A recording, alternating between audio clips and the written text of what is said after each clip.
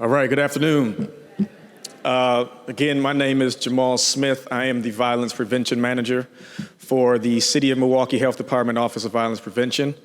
I've been a part of the planning committee for the past 3 years, and let me just say that there have been some really tough conversations as to the methods in which we really wanted to address the conversation around poverty. And I think a lot of times people look at it from a real surface aspect without really wanting to engage into the structural and systemic. So just a little background. When I first started on the planning committee, I was working for the YWCA Southeast Wisconsin organization as the racial justice community manager. And it was really trying to get people to understand the importance of equity from a racial lens and getting people to understand that the opportunities that may be afforded in predominantly white communities are not being equally or equitably afforded in black and brown communities. So we needed an opportunity for people to really understand that dichotomy that existed between lived experiences. So when you look at the aspect of violence prevention, the most important part of that is how do we look at violence from a structural aspect as far as talking about it from a public health lens? You know, everybody always want to look at violence and think that it's just interpersonal. These issues that are happening between two people and that are ready to cause harm to each other without understanding the backdrop of how that violence escalated in the first place. There was something that I learned that says that because of the deep pockets of poverty, violence comes in many forms. So when we look at the deep pockets and we look at the people who are benefited, there's, you know, most people have heard that there's prosperity in poverty, right? So we see that there are people who are still prospering at the pain, at the anguish, at the anger, at the hurt, at the frustration of those who are deeply embedded in poverty, and they're continuing to benefit while others suffer.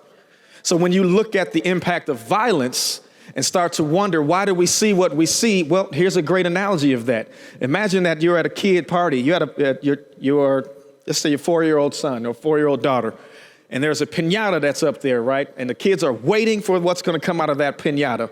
Why? Because they are expecting for there to be a bunch of candy that falls out this piñata. So you have that one kid that comes out of nowhere, boom, busts the piñata open.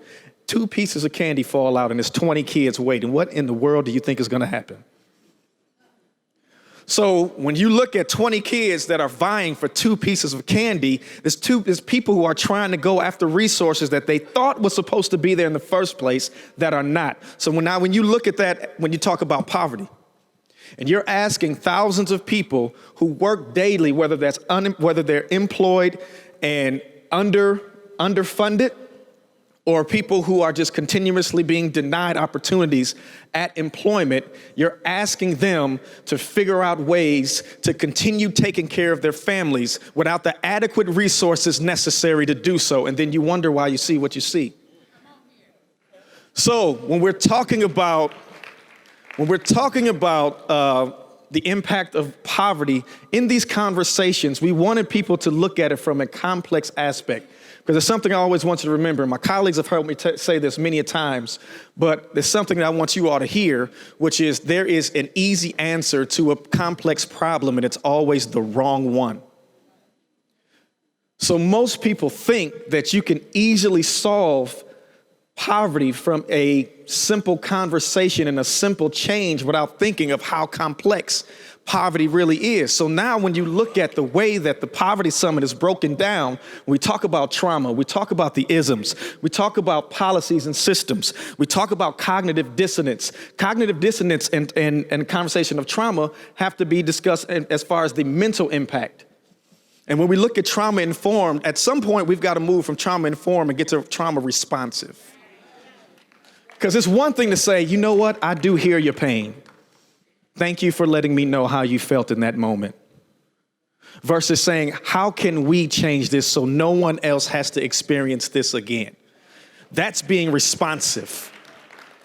So then when we also talk about the isms, when we talk about racism, we talk about sexism, we talk about ageism, ableism, classism, all of these different isms that are impacting the very fabric of an American society that's supposed to be about equitable opportunities, but you still have these barriers that are keeping people from enjoying exactly what they are deserved to have. So then when you add on the aspect of discussing policies and discussing systems, how do we look at these systems from an organizational aspect to a governmental aspect and say, you know what, in what ways are we going to make changes? How do we look at some of the policies within our organizations and how they're impacting certain people? How do we look at policies from a governmental aspect and how they're impacting certain people?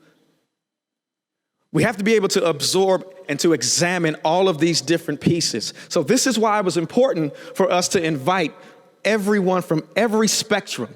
When we talk about residents who are being heavily impacted by poverty on a regular basis, to grassroots organizations, to grass tops organizations, to executives, to government agencies, and to business executives. Everybody needs to be a part of this conversation if we want to see transformational change.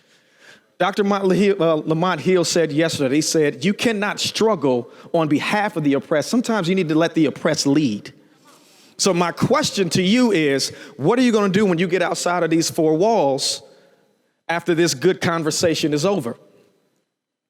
That's the challenge.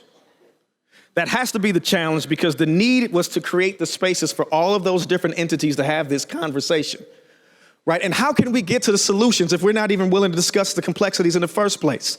We can't keep saying, let's talk about solutions. Let's talk about solutions. You don't understand the issue, so how can you discuss solutions?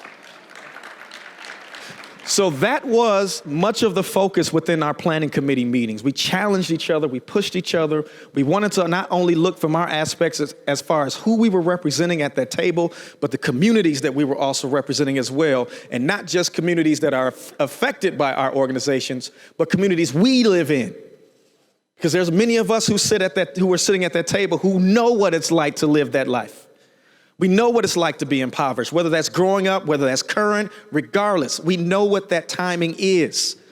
So we want people to understand that this is not just something that is being done because it feels good. No, for most of us, it's personal. This is a personal issue. It's a personal matter that we want to see changed. So my two challenges to you tonight is to really talk about how you'll be aggressive in demanding transformational change for all people. That's one challenge. But the second challenge to that is, how do you reignite or reorganize your leadership so that you can recognize that you're leading in one area, but you may not lead in another? So what you do from your perspective, in your organization, in your line of work, does not mean you need to come to the table and be in that same position, because somebody else also needs to be elevated. We need to look at each other on that same equitable plateau if we're going to fight for equitable change. So I'm hoping that by the time you all leave this summit, that you all will have in your minds of ways in which we can work with all facets of life. Not just people who I'm comfortable around, not just people who I sit next to in a cubicle or in the office next to every day, or not just the people who I live next door to in the neighborhoods every day, but the neighborhoods that I don't frequent much. How can I work with them? And notice I said work with and not lead. How can I work with those organizations? How can I partner with those organizations? How can we begin to build coalitions that we see each other the same way? Because until we do that, we're going to continue seeing this cycle perpetuate over and over and over again. So I'm hoping that you all take heed to the information from these sessions. And I'm hoping that once you leave these four walls, it will not just be a feel-good moment, but it'll be a mental shift in your focus of building with everybody when it comes to change for our city when dealing with poverty. Thank you.